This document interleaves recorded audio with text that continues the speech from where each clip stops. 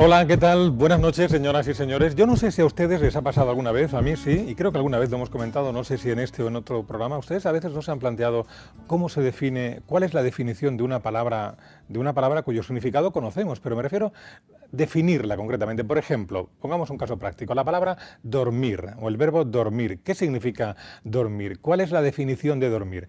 No me digan que es lo que hacemos de noche, no. Hay una definición que recoge el diccionario de la Real Academia Española de la Lengua, que es la siguiente. Dice que es hallarse en el estado de reposo que consiste en la inacción o suspensión de los sentidos y de todo movimiento voluntario. ¿A que nunca habían reparado en que esa era la definición de dormir? Bueno, ocurre que ese estado de inacción o de suspensión de los sentidos no siempre es todo lo relajante que debiera ser y por tanto no siempre nos proporciona la calidad de descanso que necesitamos. El sueño puede presentar diferentes trastornos y entre los más prevalentes figura la apnea del sueño, es decir, la interrupción de la respiración durante varios segundos mientras dormimos. ¿Por qué se produce la apnea? ¿Cómo sabemos si la sufrimos o no? ¿Cómo se trata? De todo esto vamos a hablar esta semana, en Encantados de Cuidarte.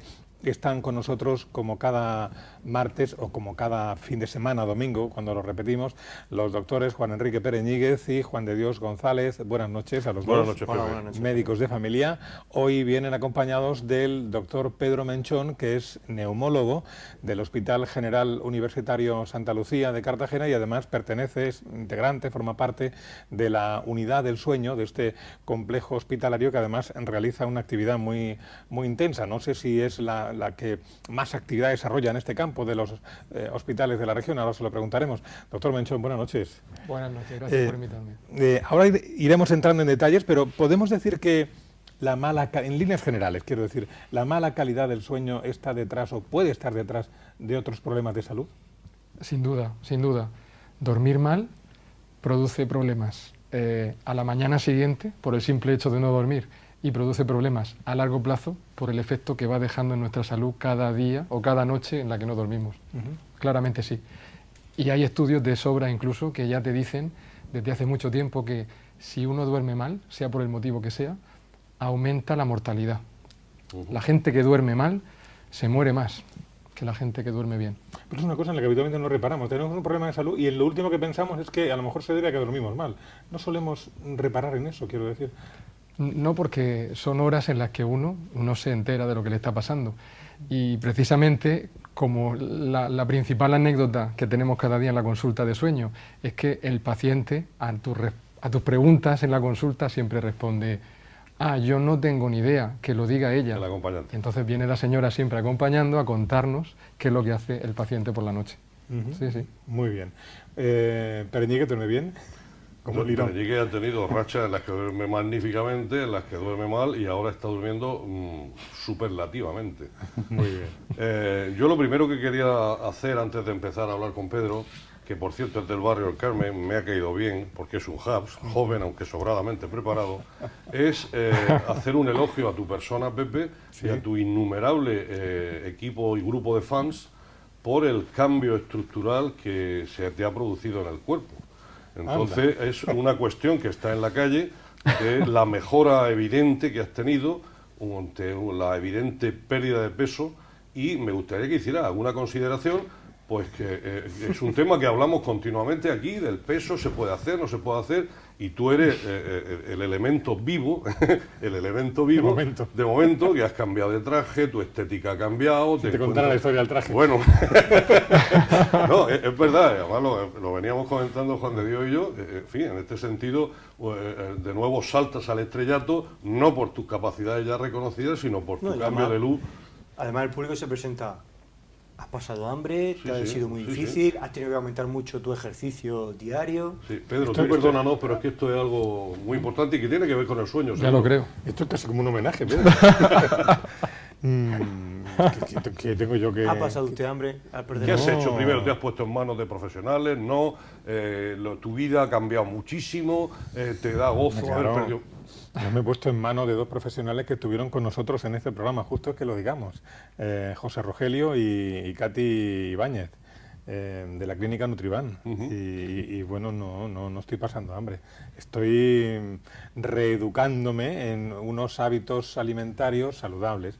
Comer 5 veces al día, comer en poca cantidad, alimentación variada de los alimentos normales y comunes que tenemos a la despensa, nada de complejos o de complementos alimentarios extraños ni nada, es decir, pasta, legumbres, carnes, pescados, verduras, frutas, bueno, en la forma escalonada y reglada que ellos me van indicando y lo puedes hacer. Hambre, como diría el profesor Zamora, hambre es la pasan quienes buscan comida en los contenedores. Hambre no se pasa. Se pasa uno ganas de comerse, no lo sé, un bocadillo de sobrasada así grande. Pero tu exceso de voluntad, es decir, hay que echarle mucha fuerza de voluntad. ¿Tu exceso, ha habido un exceso de voluntad por tu parte o no? ¿Lo has llevado bien?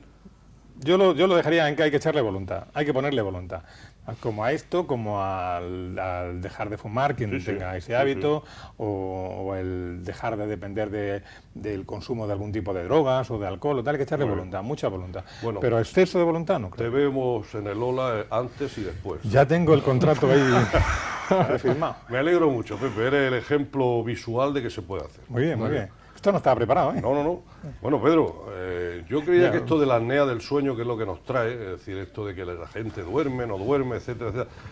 Antes de entrar o de empezar a hablar en concreto de la apnea del sueño, sí es verdad que es una consulta muy frecuente en atención primaria que la gente nos cuente que no duerme bien. Las personas mayores, las personas con problemas, algunas circunstancias. Tenemos auténticos enganchados a los hipnóticos, que es un consumo alto, estoy hablando del Orfidal, estoy hablando de, del Somnoví, estoy hablando del Estilno, estoy disponiendo en voz alta los consumos a veces excesivos de este tipo de medicamentos.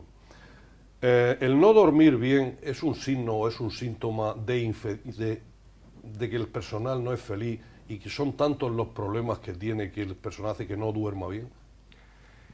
Seguro. Es que los trastornos del sueño son un grupo de enfermedades muy heterogéneo en el que se mezclan enfermedades de diferentes aparatos y órganos del cuerpo. Y este que tú estás contando, por ejemplo, y que es sin duda el trastorno del sueño más frecuente, se llama insomnio, ¿verdad? Entonces el insomnio, que es ese problema por el que alguien no puede dormir, casi siempre tiene un desencadenante en algún problema personal y más en los años que hemos pasado de tan dura crisis, en los que la biografía de las personas se ha visto alteradísima. Entonces, claro, la gente viene a la consulta a contarte que ha perdido un ser querido, que ha perdido el trabajo, que ha perdido la casa y no duerme. Y no descansa por la noche, claro. No duerme. El 25% de la población duerme mal, ¿vale? Y yo estoy de acuerdo con la definición de la Real Academia de Lengua Española de la definición de dormir. Dormir, como el respirar, es una función esencial. De hecho, 1/3 de nuestra vida nos la pasamos durmiendo, ¿vale? Entonces, pues bueno, no todo el mundo necesita las mismas horas para dormir, para recuperarse, y hay una definición del objetivo que es dormir, ¿no? Y dice, el objetivo de dormir es recuperar las fuerzas y la energía gastada durante el día y preparar todo nuestro organismo para afrontar una nueva jornada. ¿De acuerdo? Es una manera de voy a cargarme las pilas. Eso. Toda esa tensión, todas esas contracturas musculares que tengo las voy a sacar y es una función esencial. ¿Cuántas horas duermes tú? Margarita Thatcher dormía 4. Yo duermo 6. 6. ¿Y tú, Pepe? Yo duermo 7 y media. Para definir el insomnio, aparte de dormir poco, tiene que ser no reparador. Eso es. Porque hay gente que tiene la gran suerte de dormir solo 4 horas y levantarse estupendo. Claro. Y bueno, también decimos, es que nos acostamos y nos quedamos inmóviles. También hay que tener en cuenta que durante el día respiramos y enlazando con la apnea, durante la noche, mientras dormimos, respiramos igual que durante el día, ¿vale? Entonces, el hecho de que no durmamos bien nos va a llevar a unas consecuencias. Mientras estamos durmiendo, no estamos inmóviles, nos estamos moviendo. De hecho, lo tenemos, por ejemplo, en un hospital, las personas que están ingresadas en la planta de traumatología, cada X tiempo, los auxiliares y las enfermeras van a cada habitación, porque claro, uno está operado de una prótesis de cadera o tal, está inmóvil, tienen que hacer un cambio postural pues para que no se ulceren, para mil historias, porque eso lo hacemos durante la noche mientras que dormimos, ¿no? Y eso hace que nuestro pulso y nuestra tensión arterial pues varíe también en eso. El hecho de que no se duerma bien, no tengamos esas fases que se conocían, fase REM, fase no REM, que tiene fluctuaciones en el Movimiento por la noche, o sea, uno que es la fase REM, que es un sueño más ligero, que al día siguiente recordamos lo que hemos soñado, o una fase profunda, que es la reparadora, exactamente, que no recordamos lo que hemos soñado. Como no tengamos esas fluctuaciones de fase, tenemos un problema, y es lo que nos va a dar lugar, pues, bueno, entre otras patologías, pues a la apnea, ¿no? Que la apnea se conoce con 3 o 4 nombres, ¿no? Síndrome de apnea del sueño, síndrome de hipoventilación ¿Por obesidad? Obesidad y síndrome de apnea obstructiva del sueño o una cosa así, ¿no? Pero realmente, ¿cómo definiríamos apnea? O yo tendría apnea porque todo el mundo tiene pausa de no respirar durante la noche. O sea, ¿apnea es lo mismo que roncar? No, A es ver. la segunda fase de roncar. A ver, cuéntanos. ¿Qué es roncar? Roncar es tumbarte a dormir por la noche y vibrar en alguna parte de tu vía aérea por el roce de las paredes de la vía aérea superior, que va desde la nariz hasta la laringe. Esa vibración suele ocurrir entre paladar y parte posterior de la faringe, rara vez en la nariz, y en esta zona, partes blandas del cuerpo, no hay huesos, no hay cartílagos, ahí ocurre el ronquido. Y si aparte de vibrar ya tienes colapsos, avanzas a lo que es apnea. Casi todo el mundo que hace apneas ronca, y a veces no. Con lo cual, eso es una apnea. Pero la apnea es dejar de respirar. La apnea es dejar de respirar, pero durante unos segundos, 10, 15, 20, 30 segundos, pasados los cuales nuestro cuerpo, que está programado para sobrevivir, tiene que emitir señales al cerebro que le digan: despierta, que te estás ahogando. Y esa señal que llega al cerebro despierta y vuelve a abrir la vía aérea que se estaba cerrando. Y ese cerrarse cuando te duermes, despertar, cerrarse, despertar, se produce una serie de veces, y ahí llegan los problemas. Eso es como que está roncando, y si me permite, y hace... Y empieza a moverse en la cama, a pegar espasmos, como pequeños espasmos. Dice, está convulsionando, y la pareja dice que se está muerto, que no respira, y empieza a tocarlo para despertarse, ¿no? Esa es la apnea más escandalosa. Claro, cuando tienes 5 o 6 apneas por noche, que efectivamente todos hacemos apnea durante la noche, el ser humano hace apnea, porque la vía aérea que nos ha tocado es una vía aérea estrecha, que sirve para comer, tragar, respirar, hablar, y todo eso ha complejizado tanto el tubo, lo que era un tubo, que lo ha hecho muy estrecho. Así que al tumbarnos y relajarnos, todos hacemos alguna apnea. El problema es cuando son 20 o 30 por hora. Ahí es donde llega el problema. Luego, podíamos separar, aunque al fin y al cabo están unidas, el roncar con la apnea del sueño, ¿no? Podríamos colocarlo en un continuo de levedad a gravedad, por ejemplo. Correcto. El ronquido, que parece algo, todos sonreímos, te voy a grabar cuando ronca. El ronquido a veces ha llevado a instituciones tan potentes como el matrimonio a la separación, al final. Es decir, o es una práctica habitual que las parejas a partir de una determinada edad pues valoren la posibilidad de dormir en habitaciones distintas, etcétera, etcétera.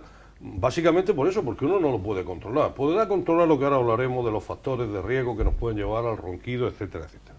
Bien, luego ya llegamos definitivamente a lo que queremos hablar. Hemos hablado de Pepe, hemos hablado del ronquido, y ahora vamos a hablar de la apnea del sueño. Si te parece, os parece a todos, ¿no? Entonces, la apnea del sueño, uno está respirando, hasta que en un momento, o roncando, hasta que en un momento se para, no respira, y al cabo de unos segundos de pronto recibe un estímulo, por un lado un codazo de la parienta o del pariente, o el estímulo de, pues lo mismo cuando nos tiran al agua y hay un momento en que necesitamos respirar, y el cuerpo humano pone en marcha un montón de dispositivos y respiramos, porque el mejor estímulo para respirar es no respirar. El mejor estímulo para respirar es no respirar. Bien, luego al final llegamos a eso. Entonces, esa apnea afecta a mucha gente de la población. Hay más hombres, hay más mujeres, tenemos que estar más atentos a hombres, a mujeres, y vamos a dejarlo ahí, luego hablaremos quiénes son más los que tienen apnea. Hombres, mujeres y población afectada. La fotografía típica de un paciente con apnea del sueño es un hombre a partir de los 50, gordito, obeso, roncador, que suele fumar, hablaremos del tabaco, que puede beber, y que tiene mucho sueño por el día. Ese es el paciente típico que te llega a la consulta. Y aparte la esposa, que no hace falta a veces ni siquiera, te cuenta que por la noche ronca, se para, se sienta en la cama con ahogo, se levanta a orinar 5 o 6 veces. Ese es el paciente Y típico. todo eso tiene una explicación, vosotros le dais una explicación, ¿por qué ocurre todo eso? ¿Qué Pues, factores están influyendo en que esa vía respiratoria que tú has definido muy bien se conjuga con la digestiva? Es decir, tenemos el tubito que entra por aquí, que para todo lo que tiene que hacer no es muy grande. Entonces, todo esto, ¿por qué se produce? Esto nuestros antepasados ya tenían apneas del sueño, el hombre de neandertal tenía apnea del sueño, este que no fumaba, que no... Cuéntanos. el hombre neandertal era delgado porque se comía poco en aquella época, pero si había alguno gordito, Sí, seguro que sí hacía lo apnea. Y efectivamente, hay un momento en la evolución en la que los mamíferos empiezan a hacer apnea. Hay perros que sí, perros que no, hay gorilas que sí, gorilas que no, pero luego el ser humano ya hace siempre apnea. El misterio de la apnea del sueño es que hasta el año 70-80 no hay ningún médico lumbreras que lo ve, lo relaciona y le pone nombre y le dice esto se llama apnea del sueño. Y a partir de ahí todo es un continuo y un no Yo eso parar. no lo estudié en la carrera. Yo casi tampoco. Ujú. Yo estudié en los 90 y se empezaba a meter en los programas de estudio. Para que te hagas ¿Qué una idea. porcentaje de la población se ve afectada? Este Pues- hombre que tú defines de una edad. Si yo digo un número, a lo mejor no llama la atención. Yo digo el 5% de la Sí. población general, Sí. a lo mejor no llama mucho la atención, pero si lo comparas con otras enfermedades muy prevalentes como la hipertensión o la diabetes, no queda muy lejos. Claro, claro. No, de todas claro. formas, además en España se calcula que cerca de 2 millones de personas sufren Claro, apnea. eso Y sin embargo, de esos 2 millones de personas, apenas el 10% raspaico está diagnosticado. Teniendo en cuenta que en el 25% de los accidentes de tráfico está relacionado la apnea del sueño, teniendo en cuenta que las personas, como te he dicho, esas personas a veces más, son personas que se levantan de mal humor, son personas que se quedan durmiendo haciendo cosas en las que no te queda habitualmente durmiendo, como por ejemplo comiendo. Hay personas a las que se le queda la cuchara en el plato porque se han quedado durmiendo, etcétera. Pues es un tema relativamente, y no relativamente, sino objetivamente Sí, sí. muy importante. Yo eso lo he visto, no me lo han contado. Yo solamente he visto una apnea, no la apnea del sueño, sino las consecuencias de la apnea del sueño en un personaje entrañable, no diré el apellido, pero si hay que decirlo se lo digo porque es un personaje entrañable del sistema sanitario que tuvo a bien aguantarme, como yo soy un desastre informático, entonces me pasó toda la tesis doctoral, los dibujos, entonces claro, como no teníamos tiempo, los fines de semana yo me iba a su casa y se ponía en el ordenador, tenía todos los criterios que tú has hablado, era gordito, fumaba, no sé si tomaría algún gin tonic, en fin, se ponía a escribir y había un momento en que se paraba y hace pum, y se caía durmiendo. Yo le daba, esto es cierto, a lo largo de meses, Sí, sí. de meses. O sea, Juan, mira, esto, la tesis, la alfa, esto, aquí cuadrado, para arriba, pum. Yo no me lo creía, pero es verdad, es verdad. Luego ya tenemos un hombre de una determinada edad, a partir de los 50, que fuma, que bebe un poco, no digamos mucho, que bebe un poco o mucho, que lleva más bien una vida sedentaria, y entonces seguramente porque esa vía respiratoria se va alterando, porque el paladar vibra demasiado, es un roncador ya de tiempo, hasta que la mujer un día le dice, esto es insoportable, esto es insoportable. Y tenemos que ir a ver al Hospital del Rosell, a don Pedro, que es un experto en apnea del sueño, y hay que hacerte un estudio para ver si tiene esto o no. La importancia de estos estudios, antes de entrar en lo que se hace en concreto, la apnea del sueño es que es un factor de riesgo. Aquí estamos acostumbrados a hablar de factores de riesgo cardiovascular, factores de riesgo tumorales, factores de riesgo, es decir, circunstancias que se relacionan para desencadenar una enfermedad. ¿La apnea del sueño es un factor de riesgo y de qué? Es un factor de riesgo cardiovascular No me digas. y además independiente. Eso quiere decir que, igual que la hipertensión, que la diabetes, el colesterol, la obesidad, ya ha demostrado en los estudios hace tiempo que una apnea del sueño, no 4 o 5 apneas, sino una apnea grave no tratada, es un factor de riesgo cardiovascular para la aparición de hipertensión arterial o para agravar la hipertensión que ya tienes o para la aparición de arritmias nocturnas Arritmias del corazón. Arritmias del corazón nocturnas, y cada vez se ve más clara la asociación, es cuestión de poco tiempo, con el ictus, con la insuficiencia cardíaca y con la angina, con la enfermedad coronaria, con la angina y el infarto. Ese es el efecto que tiene la apnea del sueño por la noche en nuestro cuerpo sin tratar. O sea, que esto que creíamos que era una broma, bueno, que ronca, que se para, jaja, tal, pues resulta que es otro factor de riesgo tan importante como los que estamos continuamente hablando aquí, de la obesidad, de la hipertensión, de la diabetes, etcétera, etcétera. Luego habría que explorar en cualquier paciente donde valoramos factores de riesgo cardiovascular el tema de la apnea del sueño, ¿no? Sin duda. ¿Y cuál es, se conoce, por entrar un poco más fino, y se conoce el mecanismo, por qué se produce la tensión o por qué se produce la bronquitis? Sí, básicamente es fácil de entender, son dos mecanismos. Uno está en el oxígeno. Si tú no respiras, el oxígeno del aire no llega a tu pulmón. Si no llega a tu pulmón, los órganos del cuerpo están trabajando con poco oxígeno, que es la gasolina del cuerpo, que es lo que lo mantiene, aunque estés durmiendo, mantiene al cerebro y al cuerpo funcionando. Primer problema, si yo no tengo oxígeno, someto a corazón y a cerebro especialmente a malas condiciones durante 8 horas de cada día de tu vida. Y segundo problema, cada vez que hago una apnea me despierto, y hago una apnea y me despierto, 30, 40, 50 por hora, genera en nuestro cuerpo se produce en nuestro cuerpo una serie de hormonas que son las hormonas del estrés, que son la adrenalina, la noradrenalina, y esas hormonas generan un ambiente de estrés en nuestro cuerpo que mantiene elevada la tensión y que da muchos problemas. Una vez que tiene la tensión elevada, empieza a haber problemas relacionados con la circulación, con el fallo de corazón, con el ictus. Por eso esos dos caminos son los que lo que hacen tan peligrosa la apnea. Y como la apnea es tan prevalente, como es tan frecuente, porque ¿acaso la obesidad no es frecuente? ¿Acaso el tabaco, el alcohol son los factores de toda la vida reunidos en una enfermedad? Por eso la apnea del sueño... Pepe, ¿tú te podías imaginar una cosa así? No, pero yo lo que quería preguntarle al doctor Menchón es, yo por ejemplo me acuesto de 11:30 a 12 habitualmente, me levanto a las 7. Salvo alguna noche esporádica que se levanta uno para ir al baño. Para ir al baño, o que tiene uno frío, o que tiene calor, tal. Lo normal es que, en fin, como un niño duerme de un tirón, ¿no? Yo puedo asegurar a ciencia cierta que la calidad de mi sueño es buena. ¿Cómo sé si tengo algún trastorno del sueño? Trastornos del sueño hay muchos y habría que empezar diferenciando, pero concretamente la apnea del sueño, que es uno de los 2 o 3 más frecuentes, es de esas enfermedades que si la tienes, se ve. Bien. Porque te verían roncar, te verían pararte por la noche, salvo que duermas solo, tú por la mañana te levantarías con sensación de no haber descansado, querrías seguir durmiendo a pesar de haber dormido 7, 8 horas. Con dolor de cabeza. No podría realizar actividades sedentarias. Se percibe, de una manera o de otra se percibe. Sí, hay un porcentaje pequeño de esa fotografía robot que hemos hecho antes, hay un porcentaje que son mujeres, por ejemplo, que no te esperas, que son jóvenes y delgados, pero siempre hay un factor.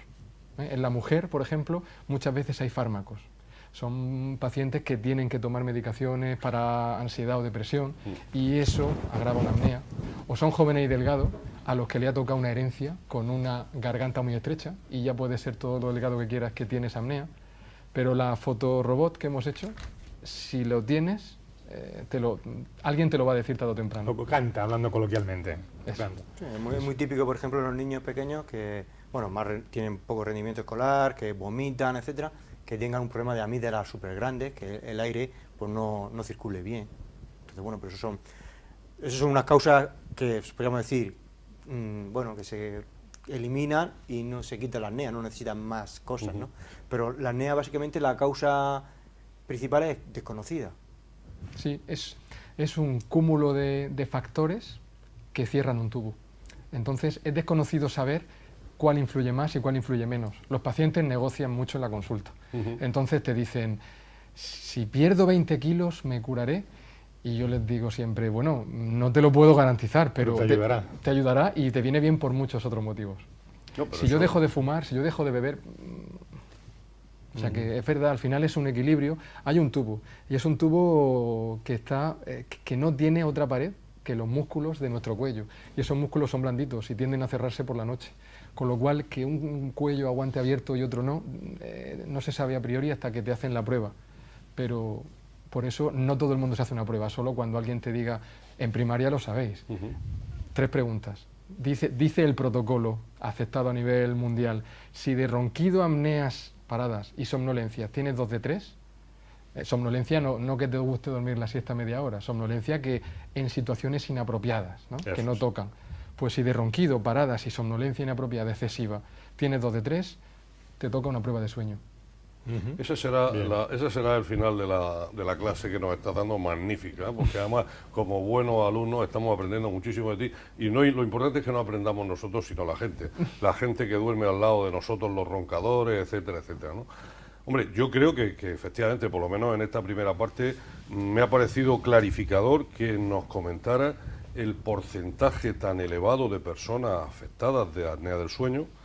2, que es un factor de riesgo cardiovascular, y 3, que el médico de familia, como primer elemento que está en contacto con este tipo de problemas, o donde vienen a consultarle, sobre todo la familia, este tipo de problemas, tiene que estar atento a sumar a los factores de riesgo habitual el tema de la apnea del sueño, ¿no?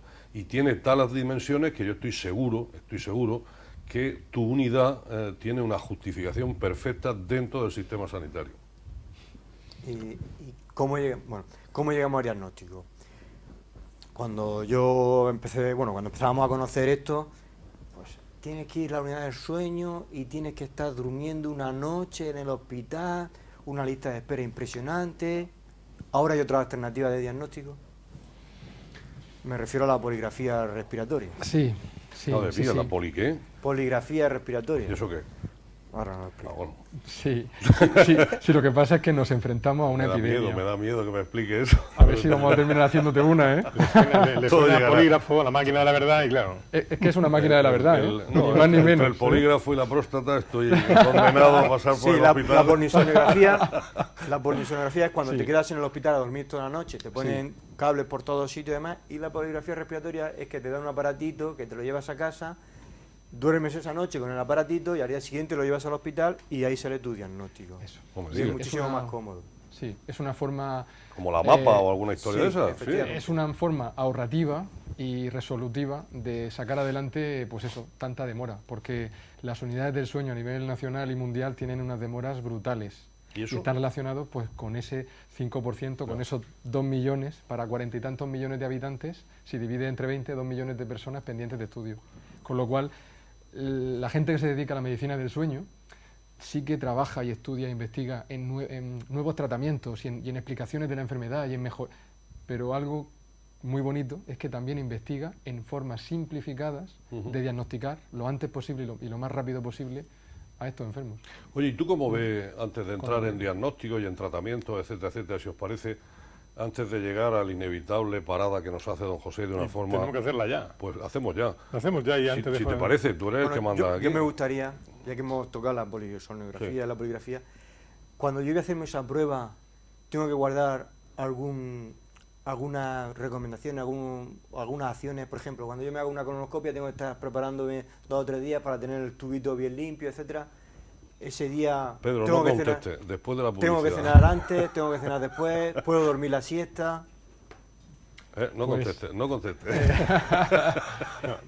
Venga. Lo que me digáis. Vamos. Adelante. Se trata de dormir una noche en una habitación que no es la tuya. Luego se les recomienda que lleguen con ganas de dormir, que lleguen cansados, que no duerman la siesta, que no tomen fármacos que hacen fármacos hipnóticos, sedantes, relajantes, porque eso, como vamos a registrar las ondas cerebrales, entre otros registros, es bueno que no tomen nada de eso para que veamos el sueño real en condiciones normales. Ni estimulantes tampoco, ni cafeína, ni teína, ni nada. Exactamente. Que eviten fumar al final del día, que eviten beber, que intentemos llegar en la mejor de las condiciones para ver si tienen apnea o no, al margen de todos los factores. O sea, que no tomen nada que pueda falsear, entre comillas, los resultados, ¿no? Tal cual. Y aún así les cuesta dormir, a veces cuesta. No es normal, por otra parte. Bueno, hacemos una pausa y volvemos ahora mismo. Seguimos hablando del sueño y de la apnea del sueño.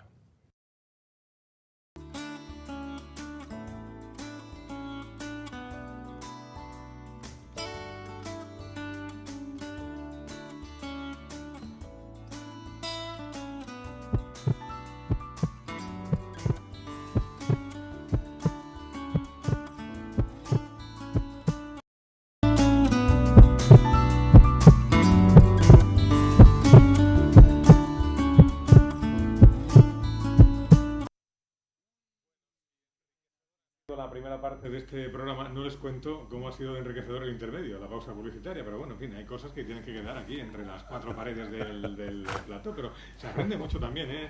No piensen ustedes nada extraño, estamos hablando de el mismo contexto, del sueño, de los trastornos del sueño y de, en fin, ha sido muy enriquecedor. Bromas aparte la primera parte y esperamos que lo sigan siendo la segunda, con el doctor Juan Enrique Pereñíguez, el doctor Juan de Dios González y el doctor Pedro Menchón, que es neumólogo del Hospital Santa Lucía de Cartagena y miembro de la Unidad del Sueño. Estamos hablando fundamentalmente de la apnea del sueño. El doctor Pereñíguez tenía una pregunta en mente para... Sí, muy sencilla. Yo quería hacer una pequeña reivindicación de cómo hacer un diagnóstico precoz de esta enfermedad. Y este diagnóstico precoz será haciendo una intervención de forma sistemática en la población. Un 5% de la población, más hombres, luego personas obesas, fumadoras, etcétera. Esto continuamente están en las consultas de atención primaria.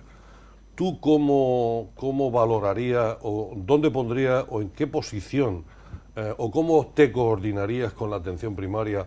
¿Tú crees que la atención primaria es necesaria para dar una respuesta profesional en serio a este problema de salud? Sin duda, sin duda. Además, creo que tanto atención primaria como en el hospital nos queremos mutuamente encontrar, porque vosotros tenéis una cantidad ingente de pacientes esperando diagnóstico y tratamiento y nosotros tenemos una cantidad de pacientes que necesitan, o sea, que queremos recibir en función de la gravedad, los graves primero, los menos graves después, y que luego se llevan su tratamiento, su maquinita, su mascarita, que ahora hablaremos, para casa, para que sigamos a esos pacientes después, les resolvamos los problemas que tengan con ella. Y en algunas comunidades autónomas ya se está haciendo algo tan sencillo como una pequeña herramienta informática, una capacidad para que en tu ordenador y en el mío podamos escribir e intercambiar unas breves preguntas sobre apnea del sueño en un determinado grupo de pacientes, tampoco en todo el mundo, pero que son los que ya hemos contado. Si alguien tiene una tensión muy alta a pesar de varios fármacos, si alguien tiene una arritmia cardíaca por la noche o que permanece a pesar de los fármacos, si alguien se duerme encima, si alguien es conductor profesional y no puede trabajar o trabaja en alturas o maneja maquinaria pesada, a todos esos solo preguntándole, estableciendo un protocolo de trabajo. Eso es. En la que tú preguntas y priorizas, yo hago un diagnóstico y trato, después nos coordinamos, sería fabuloso. Yo creo que vamos, lo que pasa es que, no sé si hablaremos al final, está habiendo una crisis ahora en la atención primaria tremenda, porque claro, está el volumen de lo que se quiere,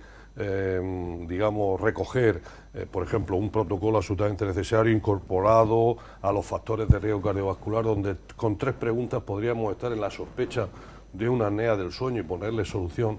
Yo creo que efectivamente en esa coordinación nos vamos a encontrar porque tenemos que encontrarnos, porque la gente necesita que nos encontremos, ¿no? Entonces yo creo que efectivamente con otras 1000 cosas tendremos que priorizar. Si la apnea del sueño, por lo que tú dices y por lo poco que hemos leído, es tan importante, habrá que dar una respuesta profesional. Lo tengo más claro que el agua, que la coordinación entre el hospital y la atención primaria en este tema, como en muchos otros, es absolutamente necesaria. Tú querías preguntar, Juan de Dios, algo sobre el diagnóstico, cómo se diagnostica. No, el diagnóstico ya lo hemos visto con la polisonografía, poligrafía respiratoria. Pero vamos, ya entrando un poco en materia de cómo vamos a tratar la apnea del sueño.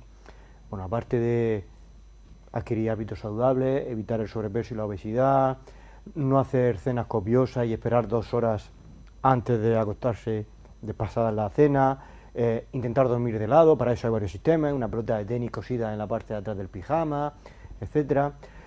En referencia del screening o cómo podemos detectar esas personas con posible apnea del sueño, este fin de semana he estado en un congreso de enfermedades respiratorias y salía el tema y decía un médico, el probar el costado de esa persona, porque seguramente tendrá algún hematoma de su pareja, claro, de darle así, no ronques más, ¿no? Pero ¿con qué se trata o con qué se cura la apnea del sueño? ¿Se cura la apnea del sueño y con qué se trata? Pues lo que tú has dicho hasta ahora es la curación de la apnea del sueño. O sea, bajar peso, no beber, no fumar, cuidar lo que cenas, evitar la cafeína, evitar los relajantes, los sedantes, los fármacos para dormir. Esa es la verdadera curación, porque eso es lo que evita que tu vía aérea se cierre cada noche. Pero en ausencia de la posibilidad de hacer todo eso, que aunque parezca fácil, muchas veces no es nada fácil, sobre todo a partir de cierta edad, gente mayor que no puede salir a caminar, que no puede hacer ejercicio, que en ausencia de todo eso existe un tratamiento que mantiene a raya cada noche de tu vida la apnea del sueño, y que es la famosa mascarita, la CPAP. La CPAP es una máscara que se coloca en la nariz o se coloca en la nariz y boca y que a través de un tubo va a parar a una maquinita que los pacientes enchufan en su mesilla de noche y que no es ni más ni menos que un compresor de aire. Un compresor que lanza una presión del aire de su habitación, que siempre preguntan, ¿pero esto es que ya es oxígeno? No, es el aire de tu habitación colocado a una pequeña presión que te permite respirar sin problemas, que mantiene abierta cada noche tu vía aérea. Claro, es un tratamiento dosis-respuesta. Una noche sin él, vuelve la apnea y vuelve el problema. A veces 2 noches, porque el aire deja una pequeña memoria, una pequeña huella que dicen, la otra noche dormí sin ella y me encontraba bien. Prueba a hacerlo 2 o 3 o 4 noches y volverá el problema. Sí, pero en la consulta nos vemos muchos pacientes. Doctor, yo no puedo con la maquinita. Sí, no lo es resisto. superior a Sí. mis fuerzas. En nuestra serie, el 80-90% cogen la máquina estupendamente, perciben tanta mejoría que ya nunca vuelven a separarse de ella. Sí, el problema es que hay un porcentaje pequeño. Somos muy nerviosos, muy ansiosos. Queremos que empiece a funcionar desde el primer día. Y hay que decir a la gente que esto 2 o 3 semanas de adaptación no nos va a quitar nadie. Exacto. Y a veces hay que incluso ayudarles a dormir. Mira, vas a tomarte un pequeño hipnótico, que paradójicamente te hemos dicho que no lo tomes, pero ahora te lo vas a tomar este primer mes para ayudarte a poder acostumbrarte a que duermes con una máscara apretada en la cara. Y esa maquinita hay que hacerle algún tipo de mantenimiento, hay que limpiarla muy a menudo, no muy a menudo, con detergente. Sí, en las unidades de sueño que funcionan en la región hemos preparado protocolos con los pacientes que le llamamos escuela de CPAP. Y en esa escuela vienen los grupos de pacientes que van a empezar y nuestras enfermeras cogen y hacen educación sanitaria. Les explican cómo se montan las piezas, cómo se limpian, cuáles son los componentes, qué se puede averiar, incluso un teléfono de avería de asistencia técnica por si se rompe algo. Con lo cual, efectivamente, hay que limpiarla, agua jabonosa una vez por semana, agua normal, nada de cáusticos, nada de perfume, nada que sea perfumado, porque eso luego lo estás respirando tú. Tiene un mantenimiento muy sencillo. Y luego hay una empresa que en cada área de salud es diferente, que se encarga del mantenimiento de esas máquinas. ¿Sabes quién no la tolera? Habitualmente, que eso está estudiadísimo, no la toleran aquellos que no tienen sueño y cansancio brutal por el día. Porque esos no perciben, si ya de entrada vienen a la consulta, no perciben la mejoría con la máquina. Y como su cabeza no comprende la mejoría, dicen, ¿para qué me debo poner esto yo? El médico me ha dicho que hacía 40 apneas por hora y ahora hago ninguna. Sin embargo, yo no noto nada, sigo igual que antes. Pero yo le digo, póntela porque tienes una arritmia, porque tienes un infarto, porque tienes un ictus, porque tienes lo que sea. Esos son los que peor van. Ahora, los que se dormían encima y dejan de dormirse, esos ya... ¿Eso hace mucho ruido? Pregunto. Respuesta típica. Hace menos ruido del que haces tú roncando. Sí. Con lo cual, para tu señora, que suele estar al lado, es fabuloso. Entonces, ella se sonríe y él a regañadientes dice, vale. Pero efectivamente es un soplido, es un... Pero es que cuando yo me la pongo, ahí luego me sale una herida aquí también en el entrecejo y no veas tú lo molesto que es eso. Es que lo es. Y de hecho, la mayoría de los que no toleran son gente joven, porque es verdad que hay una edad joven de 30, de 40 años, de 40 y tantos, 50 y algo, porque a esa gente le estás diciendo que duerme el resto de su vida con una mascarita apretada en la cara. Y es normal. Y aprovecho para introducir otros tratamientos, como la CPAP. Es algo inofensivo, inocuo, no es un bisturí, no es una pastilla, no hace daño, por lo cual es muy beneficioso con poco perjuicio, pero no deja de ser que a algunas personas no les cuesta dormir con ella, se buscan otras cosas, se buscan otros tratamientos. Y ya al mismo nivel que la CPAP, al mismo nivel de garantizar la mejoría o la curación de la apnea del sueño, al mismo nivel, pero para grados ligeros o medianos, no para los grados... Sí. Existe lo que se llama un dispositivo de avance mandibular, un DAM, un DAM. Eso está homologado, está estudiadísimo. Lo que pasa es que en España vamos un poco a rebufo de otros países que ya lo tienen incluso introducido en el sistema público de salud. Y ese dispositivo no es más que una especie de prótesis, o como lo que se ponen los boxeadores, ¿no? Pero no igual, porque realmente lleva un tornillito que lo que va a hacer es avanzar milímetros la mandíbula para permitir abrir la vía aérea. Hay gente que prefiere esa prótesis a esa máscara. Luego se sigue buscando mejoras. Pero entonces, si yo me pongo la CPAP, no me puedo ir de viaje, tengo que estar siempre en mi casa.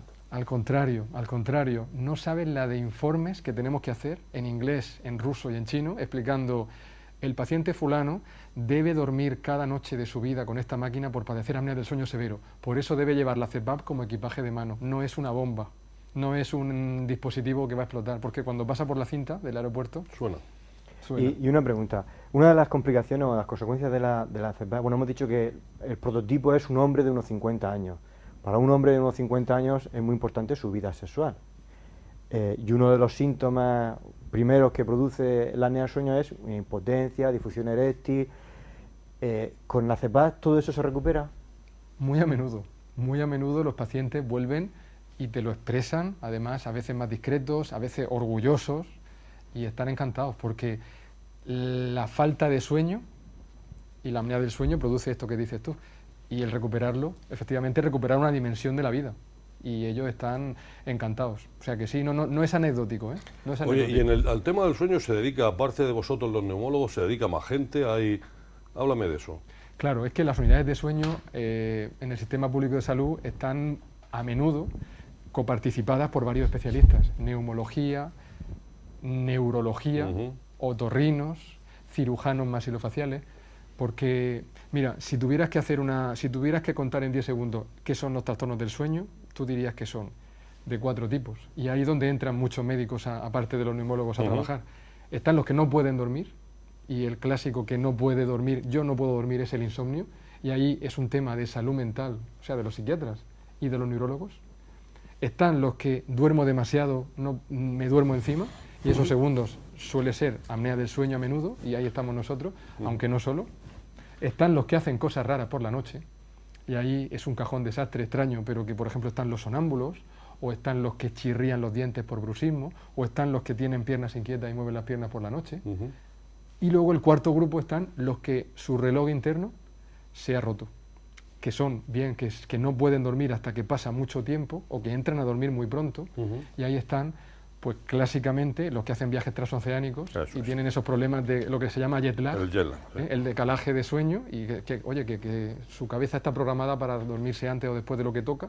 Y están también, pues, los jóvenes, que tenemos una epidemia de utilización de dispositivos electrónicos, y no hay nada peor para no dormir que una pantalla iluminada a la 1 de la mañana que te está iluminando, porque el cerebro no puede dormir. El cerebro necesita oscuridad para dormir.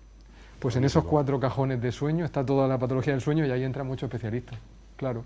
A mí me ha parecido una charla magnífica, muy interesante, porque aparte de la sencillez con lo que nuestro invitado nos lo ha explicado, pues yo creo que se despejan un montón de dudas que podía tener el público, que podíamos tener los médicos de atención primaria, y no hay 4 profesionales que se dediquen a la apnea. Súmanos, somos 5 grupos profesionales, los médicos de familia también, en los temas de promoción y prevención. Hay unas jornadas esta semana que se van a celebrar, ¿verdad? ¿En qué consisten? Sí, pues ¿Qué se pretende con ellas? son unas jornadas que va a ser este viernes 29 y este sábado 30, y están muy dirigidas precisamente a los profesionales de atención primaria y a los pacientes, porque se trata de dar a conocer, de reivindicar y de mejorar el conocimiento sobre las enfermedades del sueño. Y está todo el mundo invitado a venir.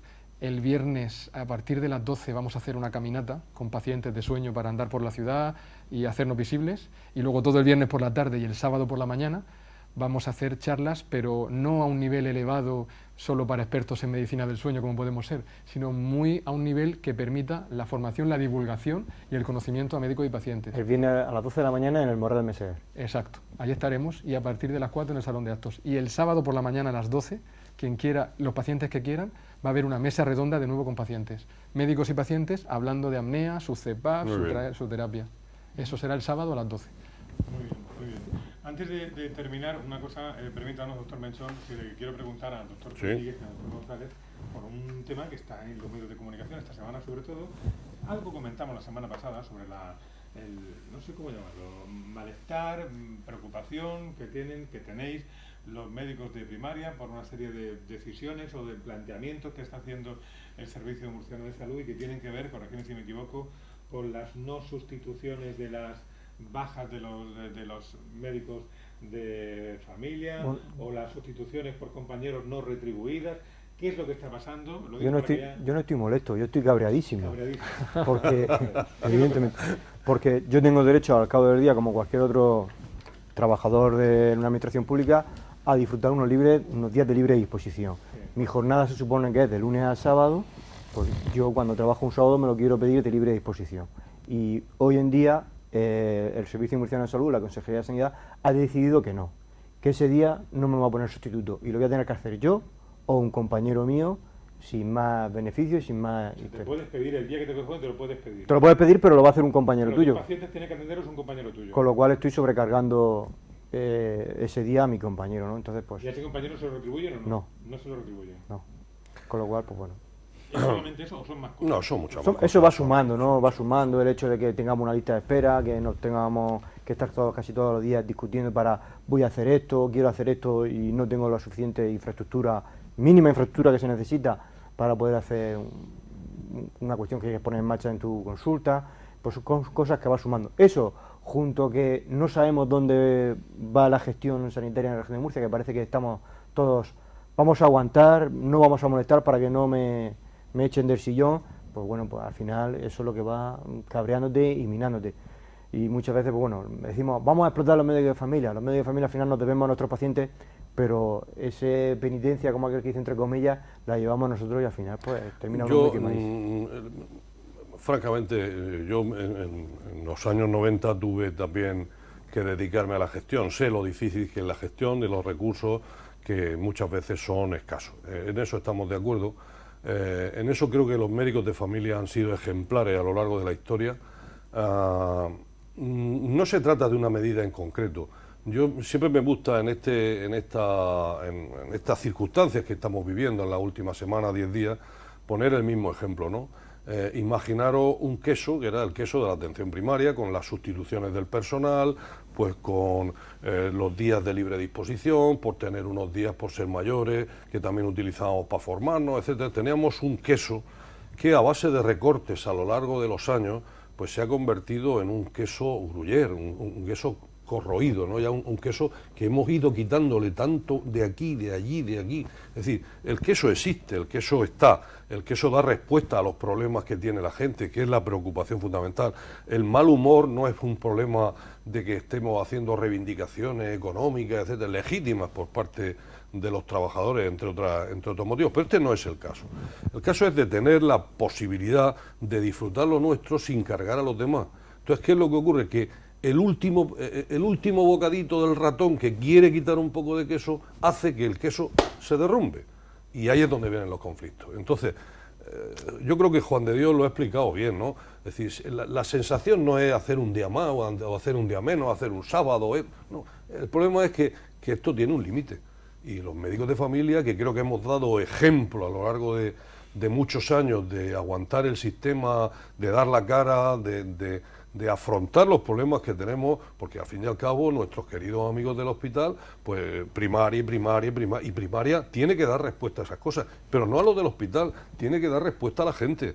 Lo único que queremos es, de alguna forma, no perder los mínimos derechos que tenemos. Es decir, vamos a negociar, vamos a hablar, vamos a ver cómo podemos hacer los mejores horarios del mundo, vamos a ver si ampliamos nuestra oferta, digamos, asistencial al personal. Pero vamos a negociar, están las medidas de ahora no, y ahora esto, y ahora otro. Francamente, ha llegado un momento en que el malestar entre todos, pero entre todos, ¿no? Esto no pertenece ni a la política, ni al sindicalismo, ni a la historia. Esto está obedeciendo a una respuesta profesional donde efectivamente se ha conseguido por una vez en la vida cabrear a todo el personal a la vez. Pero no es una cuestión solo de médicos, No. de todos los trabajadores de un centro claro. de salud, médicos, enfermeros, administrativos, auxiliares de clínica, etcétera.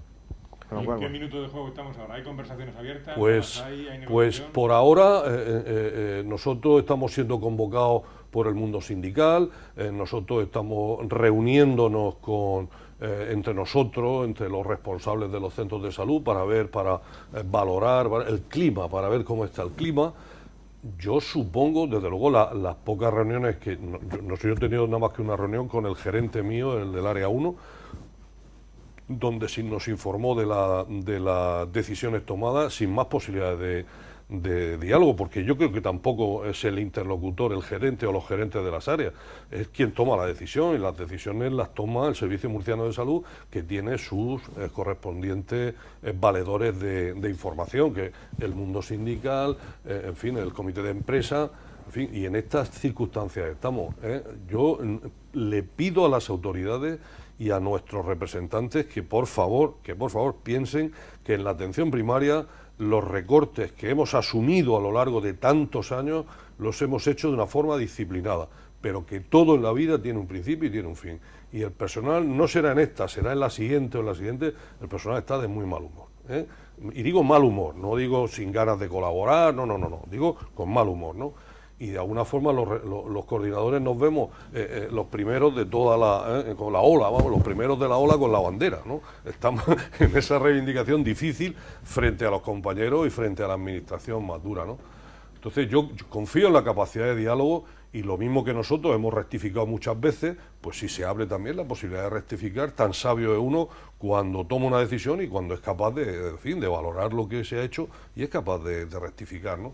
Yo pido que en breve, dentro de la brevedad que puedan hacerse estas medidas, pues se tomen medidas de diálogo y medidas de a ver cómo podemos salir, sabiendo de la dificultad presupuestaria. Pero claro, yo de presupuestos ni de dinero quiero hablar, ¿no? Porque los ejemplos que tenemos tan cerca, pues nos ponen los pelos de punta para que seamos los paganos de estas circunstancias, la atención primaria. Bueno, vamos a ver cómo evolucionan los tengo que ser optimista, en las próximas semanas. Tengo que ser optimista. Doctor Menchón, ¿es verdad que la unidad del sueño de Cartagena es la más completa o la más equipada de la región? ¿Eso es así? Es así. Tuvimos la suerte de que se construyó el hospital nuevo se terminó en el 2011, y entonces a partir de ahí se equipó tenemos 5 camas, que dada la demora y dada la lista de espera que tenemos, siempre será pequeño, pero la verdad es que a nivel regional la medicina del sueño está muy por desarrollar. Y ahora mismo sí, estamos haciendo unos 1.200 estudios por año, que no está mal, a razón de 24 por semana, en fin, es un volumen alto. Y faltan recursos, y aún así siempre faltan, pero nos pasa igual que a vosotros, que realmente nuestras principales reivindicaciones no radican en cobrar más. No. Es que no es eso, sino en conseguir abarcar el mayor porcentaje de población enferma y darle soluciones. Mejorar la calidad del servicio en general. Exacto. Hay unas promociones de profesionales en los últimos años increíblemente buenas para desarrollar los programas que ojalá cualquier empresa tuviera la calidad en recursos humanos que tiene el Servicio Murciano de Salud. Bueno, yo creo que después de todo lo que hemos hablado, doctor Menchón, lo mejor es recomendar a los espectadores que apaguen la tele ya nos han visto, que apaguen el teléfono, la tablet, el ordenador, se relajen 5 minutos y a dormir. Bueno, después de ver cuál es el triunfo del Madrid. Efectivamente. Después de disfrutar del triunfo del Madrid. ¿Gol de Benzema? Doctor Pedro Menchón, muy amable, gracias. Muchas gracias. A vosotros. Hasta otra ocasión. Al doctor Pérez, ha sido un verdadero placer. Sí, vamos a traer a hablar un representante de la asociación On-Off de Parkinson para hablar un poco de lo que, muchas veces que no se habla, ¿no? Esas asociaciones de enfermos, qué ayudas, qué servicios prestan, etcétera. Visualizar. No de la enfermedad propiamente dicha, sino de todo lo que hay en la periferia. De los recursos que hay para este tipo de pacientes. Pues muchas gracias, hasta la semana que viene. Y a ustedes también. Gracias, y el próximo martes nos encontramos aquí en Encantados de Cuidarte. Hasta entonces.